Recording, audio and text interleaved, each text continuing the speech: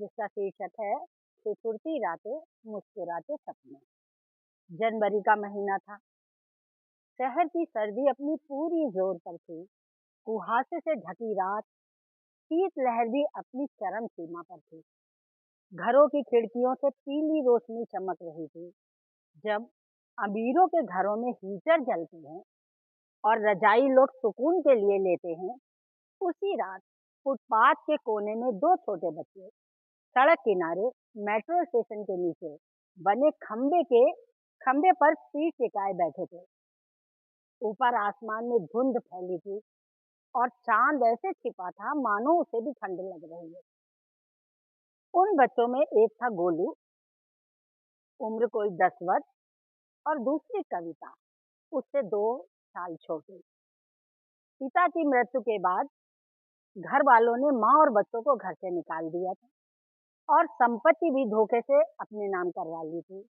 माँ बच्चों का पेट भरने के लिए गांव से शहर आ गई और छोटा मोटा काम कर उनका लालन पालन करने लगी। अचानक एक दिन उसे बहुत तेज बुखार आया। दवाई न मिल पाने के कारण उसकी मृत्यु हो गई। अब दोनों बच्चे अकेले रह गए। घर न होने के कारण वे फुटपाथ पर ही रहते थे। ठंड से संघर्ष करते हुए गोलू ने अपने दोनों घुटनों को सीने से लगाते हुए कहा, कविता, सांस लेते हैं ना तो नाक जमने लगती है, क्या आज सर्दी ज्यादा है? कविता ने अपनी पतली सी साल को कसकर लपेटते हुए जवाब दिया, हाँ देखो भाई, हवा सीटी बजा रही है, शायद इसे भी ठंड लग रही है। गोलू हल्के से हंसा, मगर हवा हमारी तरह गरीब होती तो शायद चुप रहती। हवा यदि हमारी तरह गरीब होती तो शायद चुप रहती। कविता ने उसकी ओर देखा। उसकी आंखों में वही पुरानी समझदारी थी जो उम्र से बड़ी थी। कुछ पल दोनों चुप रहे। सामने सड़क पर गाड़ियों की कतार गुजर रही थी। हेडलाइट की रोशनी में उनकी परछाइयां दीवार पर पड़ती और फिर अंधेरे में गुम हो जाती। गोलू ने अचानक पूछा, कविता, तुझे याद है माँ जब जिंदा थी तो सर्दी में हमें क्या सुनाती थी? कविता की आंखें भर आईं, पर आवाज स्थिर रखते हुए कहा, ठंड शरीर को लगती है बेटा, दिल को नहीं। और फिर अपने हाथों से हमारे कान ढक लेती थी। गोलू ने अपनी फटी हुई जैकेट उतारकर कविता के कंधों पर रख दी। आज माँ की जगह मैं हूँ कविता। कविता ने उसका हाथ पकड़ लिया, और मेरी जगह तुम। हम दोनों एक दूसरे की माँ हैं।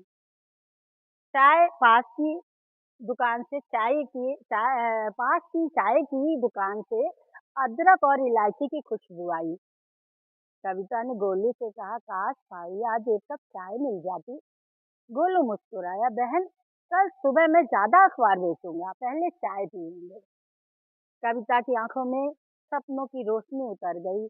और फिर मैं स्कूल जाऊंगी, मास्टर जी से कहूंगी आज देर से आई हूँ क्योंकि रात बहुत ठंडी थी। गोलू ने आसमान की ओर देखा, कविता, क्या भगवान को भी ठंड लगती है? कविता ने सोचा, फिर बोली, नहीं, शायद इसलिए कि वे मुझे देख रहे हैं कि हम लोग कैसे बिना शिकायत के जी लेते हैं। भगवान ने हम लोगों के माँ बाप भी हमसे छीन लिए। भैया, जब हम लोग गांव में रहते थे तब हम लोगों को ठंड नहीं लगती थी। हम लोग भी औरों की तरह रात में आराम से लिहाफ में सोते थे। रात गहरी होने लगी, हवा ने तेज झोंका मारा। गोलू और कविता एक दूसरे के पास सरक आए। कविता ने धीरे से कहा, गोलू, अगर हमारे पास बहुत सारे पैसे होंगे तो हम क्या करेंगे? गोलू बिना रुके बोला, सबसे पहले एक घर, फिर एक कंबल जो इतना बड़ा हो कि किसी को ठंड ना लगे, और अगर बच गया तो उन बच्चों को देंगे जो आज हमारी तरह कांप रहे होंगे। कविता ने मुस्कुराकर अपना सिर उसकी बाह पर टिका दिया। तब क्या सर्दी हमसे जलने लगेगी भैया, और हमारे पास नहीं आएगी? दोनों की आंखें धीरे धीरे बंद होने लगी, परंतु ठंड की वजह से नींद अच्छी तरह नहीं आ सकी। फुटपाथ पर ठंड अभी काफी थी, पर उनकी बातचीत ने रात को थोड़ा कम बेरहम बना दिया था। उनकी बातचीत ने एक अदृश्य अलाव जला दिया था। उस अलाव की आंच में दो गरीब बच्चों के सपने सिकुड़े नहीं, बल्कि सर्दी के बीच भी थोड़े और बड़े हो गए। उस सर्द रात में दो गरीब बच्चों की बातें ये साबित कर रही थी कि जहाँ शब्दों में अपनापन हो वहाँ हर मुश्किल का सामना आसानी से किया जा सकता है। Thank you. Thank you.